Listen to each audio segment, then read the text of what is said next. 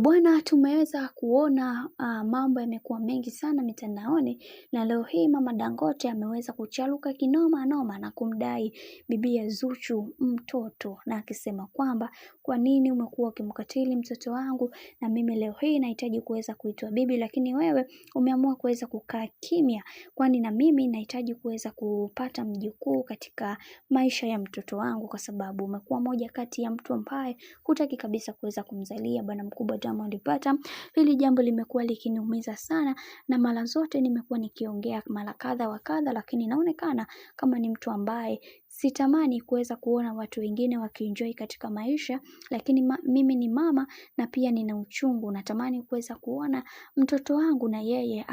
akizaa na bibiye Zuhura, kwa sababu hawa watu wamekuwa kwenye ndoa kwa muda mrefu sana, lakini kitu ambacho kinachonishangaza ni wao kutokuweza kupata mtoto mpaka sasa. Hili jambo limekuwa likiniumiza sana, kwa sababu kuna mambo mengi ambayo yameweza kutokea katika maisha, na leo hii nataka kuzungumza na kukiri kwamba kiukweli nimeumizwa na hiki ambacho kinachoendelea, na wengi wao walitamani kuweza kujua mengi zaidi juu ya hiki ambacho kinachoendelea, lakini leo hii nataka kuwafafanulia juu ya mambo mengi ambayo yamekuwa yakitokea katika maisha. Binafsi sipendezwi na mambo ambayo yanayoendelea. Mimi binafsi naongea kwa uchungu nikisema kwamba nahitaji kuweza kupata mjukuu kwa namna yoyote ile ambayo inavyohitajika, kwa sababu kuna mambo mengi ambayo yamekuwa yakitokea katika maisha, hivyo sina budi kuweza kumwambia Zuchu aweze kumzalia mtoto wangu, kwa sababu kuna mambo mengi yameweza kutokea, hivyo